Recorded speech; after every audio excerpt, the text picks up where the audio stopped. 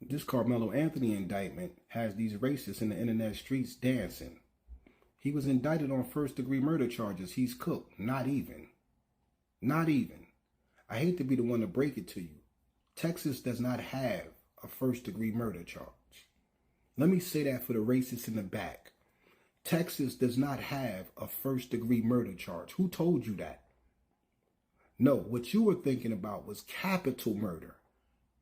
Capital murder is what carries a life without parole sentence automatically. That's what you were hoping for. But that's not what he was indicted for. He was indicted for murder. There's nothing in between in the state of Texas. It's murder, then there's capital murder. Now, murder carries 5 to 99 years. Secondly, all of this evidence that you say they have, this video, these witnesses, all of that, the prosecutor has had time to review all of that. And if the evidence was so damning, guess what they would have did? They would have upgraded the charge from murder to capital murder. But they didn't, because the evidence is not damning as you think it is. Third, what you choose to ignore, the law will not ignore. Like number one, the tent. Karmelo was in his right to be under that tent, like all the other students from the other schools that were under the tent. But they singled Karmelo out. Hunter and Austin and their friends singled Karmelo out. The law will not ignore that. The law will not ignore that Hunter and Austin were the aggressors. They had no right to approach Karmelo. They had no right to ask him to leave from under the tent. They had no right to put their hands on Karmelo or touch his belongings. You might ignore that. The law won't. This is why he was not charged with capital murder. Here's something else. He was never charged with that knife. He wasn't charged with the knife. He wasn't charged with trespassing. So no, Karmelo was far from cooked. He's not even in the oven. Well, folks, it's been a wild ride, and I had some fun along the way, but unfortunately, my time here on YouTube is over because, as you guys just saw, I kind of just got cooked. I got exposed for spreading false information to my subscribers because I reported to you all that Karmelo Anthony had been indicted for first-degree murder, but apparently that is not true. And I think that instead of listening to me, everyone should listen to that random black dude from the internet that is accusing everyone of being racist right now, because obviously he has no reason to lie. Obviously he has no agenda. He's just being totally honest about everything. In fact, he's being so honest that the district attorney just said the same exact thing that he said. Let's take a listen. Today, I summarized that evidence, and I asked the grand jury to return a first-degree murder indictment against Karmelo Anthony, which they did. With this indictment, the case now moves formally into the court system.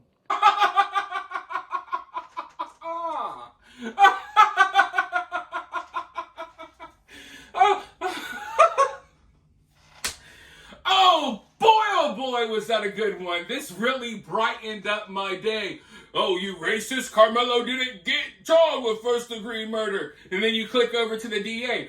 Karmelo has been indicted for first-degree murder. Man, I don't know. Look, I'll be honest. I envy people like the guy at the beginning of this video.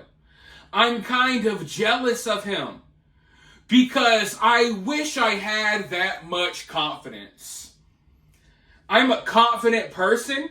I think it takes a certain level of confidence to get in front of a camera every day and make videos for thousands of people. But I am not confident enough to where I can confidently record myself being totally wrong and lying to everyone and acting like I'm still right.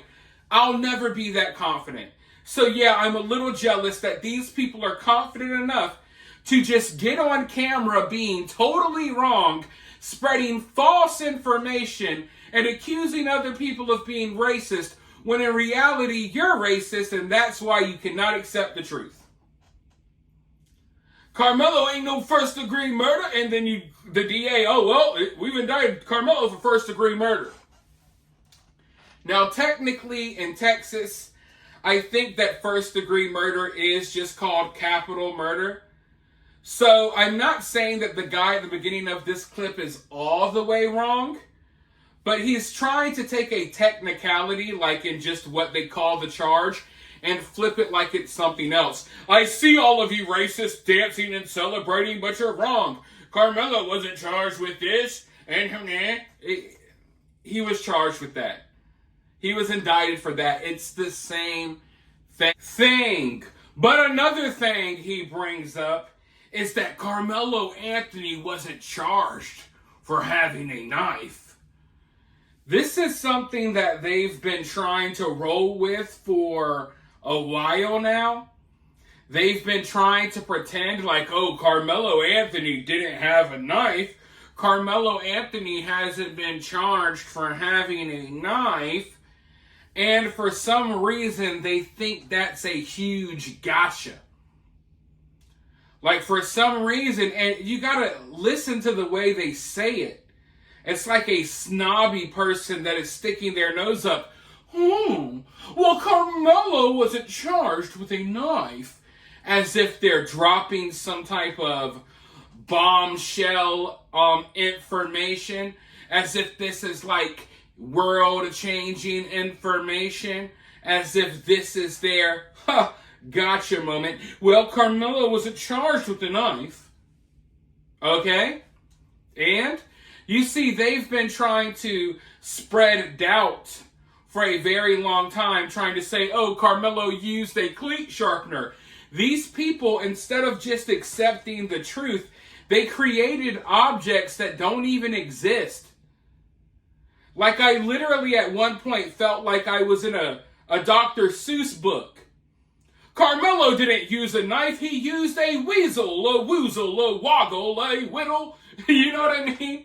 Like, they're coming up with instruments and tools that don't even exist, instead of just accepting that Karmelo used a knife. But folks, there is no mystery there. I know that Karmelo's supporters, they don't really do any research, but we have the paperwork. And right there, smack dab on Karmelo's indictment, it says that Karmelo used a knife. Folks, this is not, there's no discrepancy, there's no debate over whether or not Karmelo used a knife. We knew that he used a knife since day one.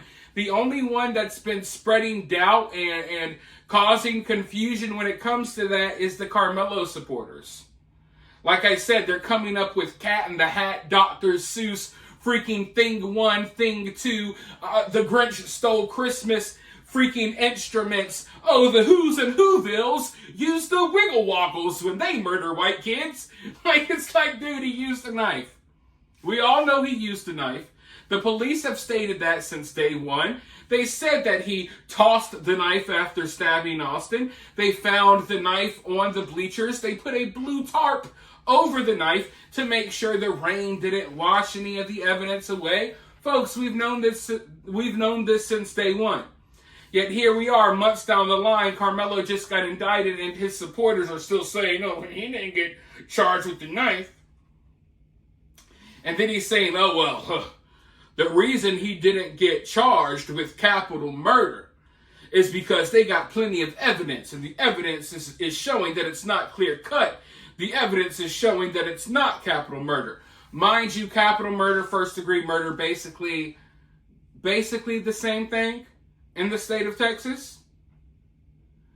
But he's pretending as if, oh, the reason Karmelo got indicted for this is because the evidence wasn't really there to charge him with a harsher charge.